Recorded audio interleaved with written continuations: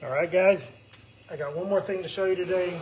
The Argentines are shedding out, and I wanted to show them off. They haven't all shed out yet, but most of them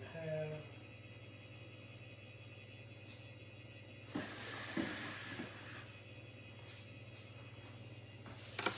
Maybe they won't bite me. I don't think they will.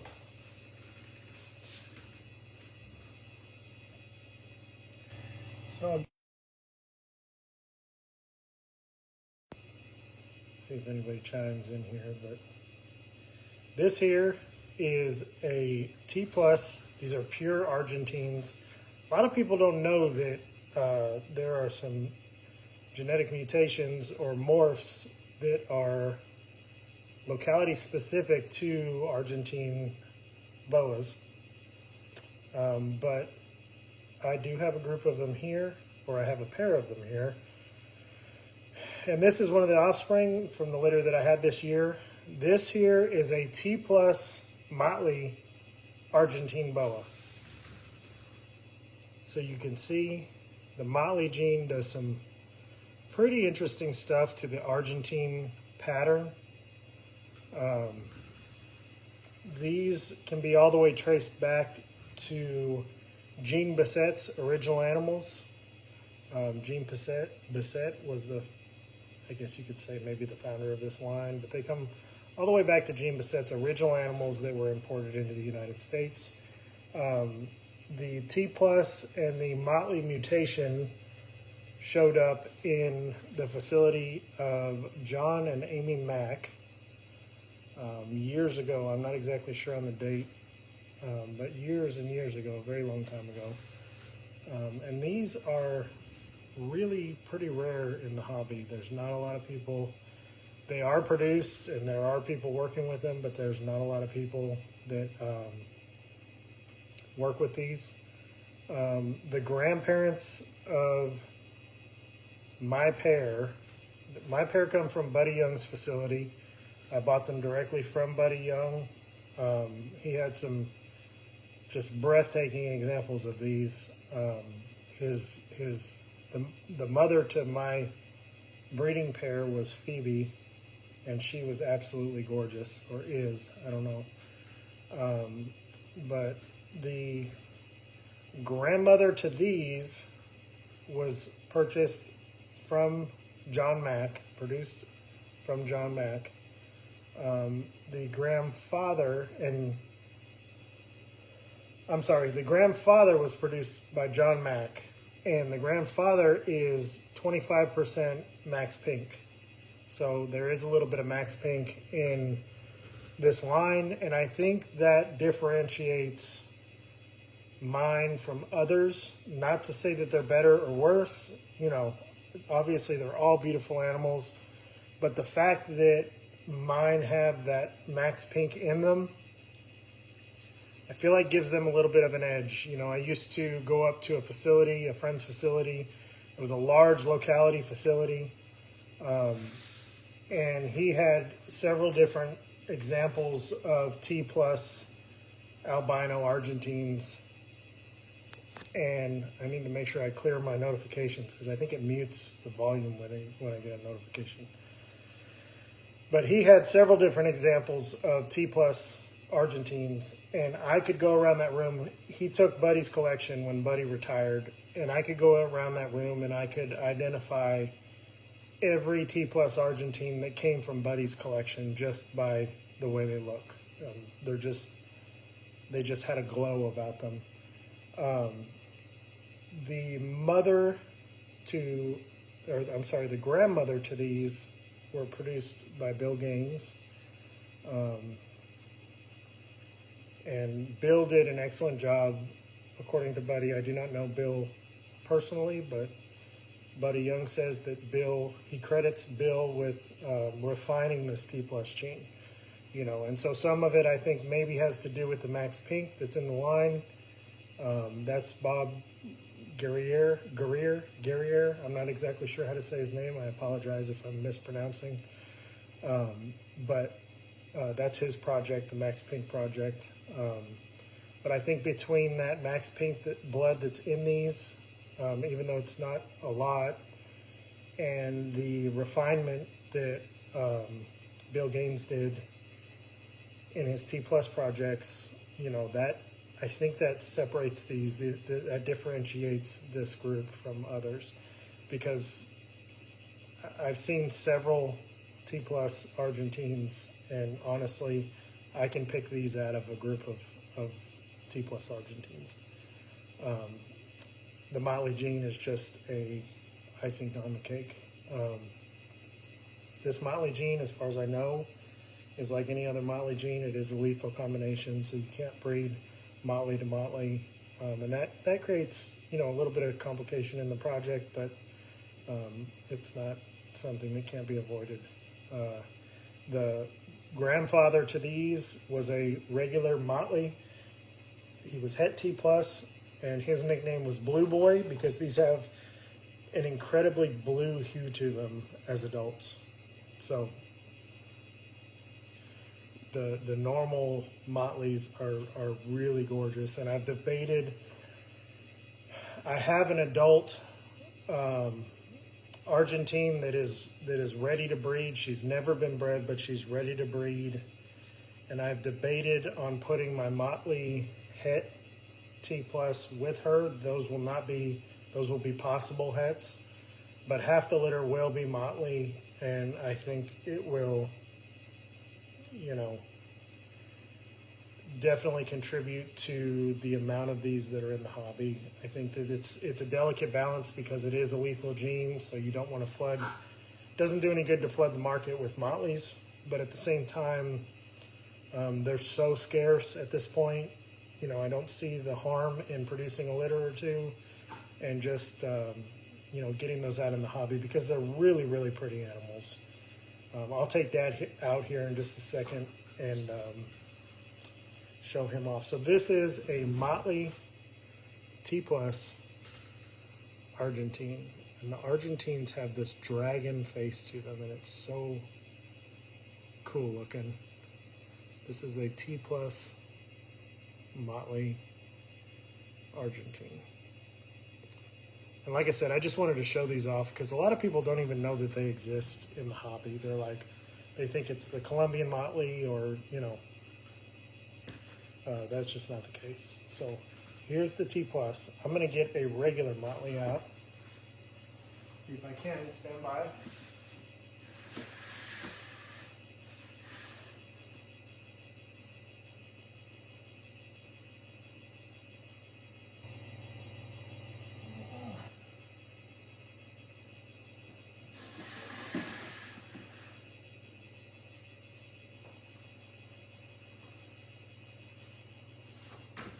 All right, so this is a regular, normal Motley Argentine het for T Plus. But you can see the blue, like, it's just really, really cool. When they're born, they look almost black.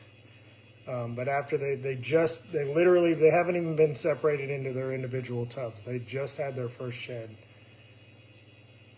And you can see how it has like this bluish hue to it, and they just turn absolutely gorgeous. This is really, you know, when I bought the parents from Buddy, I bought the Motley so that I could offer that variety, I guess, so that I could make a little bit of everything. And after owning it and raising it, or owning him and raising him, I've just kind of fallen in love with the Motley variety of Argentine. And they have this dragon face that only Argentines have. It's going to be really hard to showcase it on here, but this is a normal Argentine. You can see that Argentine pattern, how it influences the Motley gene. I have no idea what this Motley gene would look like in a Colombian Boa, and I'll never know because I'll never do that, but I just think it's so fascinating how it has the circles, you know, it causes the circles, and then it causes this wavy zigzag pattern down the side. Unfortunately, this was a small litter. I know I mentioned once before on, I think one of my posts, I mentioned that, you know, it's been my experience that the T plus Argentines don't tend to get as large as a normal Argentine. I have a normal Argentine that's probably close to 8 foot, 7.5, 8 foot. This is my T plus Argentine's second litter, and she might be 6 foot. And she's healthy. She looks good. She's produced 2 litters. She's muscular. She's robust. I don't know if it's some kind of way that the T plus gene influences the growth potential. I don't know. That would be a question for somebody else. Maybe a Bob or a Warren Booth could answer that question. I don't know, but I know that the grandparents to these were relatively small as far as Argentines go, and I know that my animals, she's a 2018. She is a 2018. She's had 2 successful litters, and like I said, she might be 6 foot. I don't know. They just seem to stay smaller. So I just wanted to show these guys off here and let you see. And I might take Mom out. I fed her. I'm trying to think how many days ago I fed her. Hold on, stand by for just a second.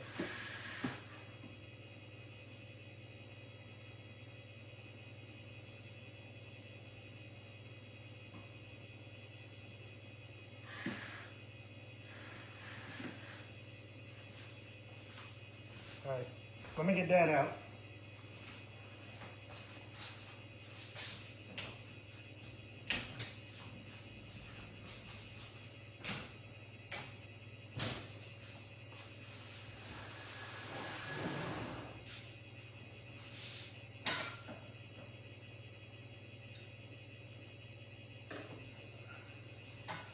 For those of you who have never handled Argentine boas or worked with Argentine boas, I would encourage you to do so because they are absolutely a pleasure. You can see that blue color, and it's iridescent.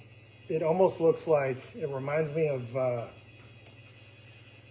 what are those neon fish? You know, those, I can't think of what the fish are called, but those neon colored fish, it just shines blue.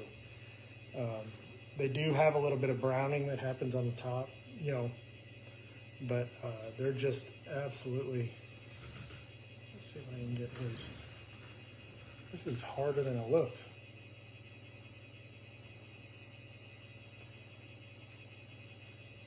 Just really pretty.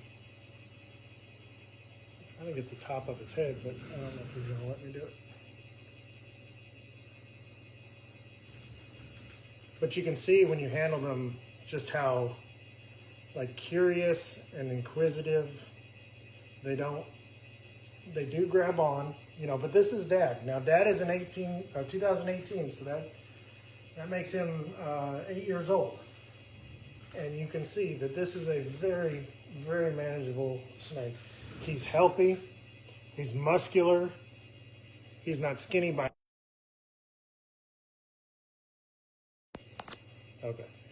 He's not skinny by any means. He has good body proportion to his head. He doesn't have a pinhead. He doesn't have a big old fat, thick tail. He's just a healthy, this is a breeder male. Very manageable, very healthy. And I would say Mom, my female, is probably a little bit girthier, but I don't think she's any longer than this one is right here. So I think they're very close to the same length. Mom is probably a little bit thicker, which I keep her a little thicker just because she produces offspring. But this is a male Argentine boa, you know. Like I said, I don't know if it has something to do with the T plus gene, that does something to them to regulate the growth, but mine and everyone that I've seen tends to be on the smaller size. Maybe there's exceptions. Maybe you guys know of larger examples, but this is, thank you, Lisa. I got the babies out if you want to look back and see what they look like, but yeah, that's it. So I just wanted to show off those babies, wanted to show off Dad. Let me look at Mom here real quick, hold on.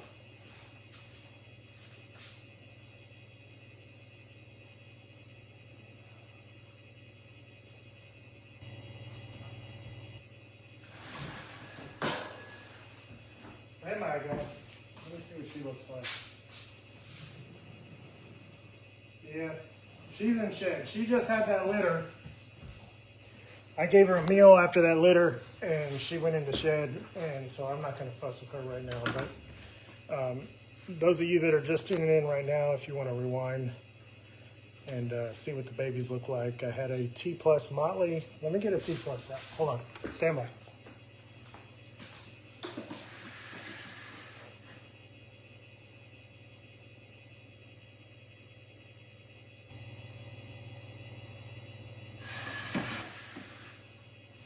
So I showed you guys a T+ Motley.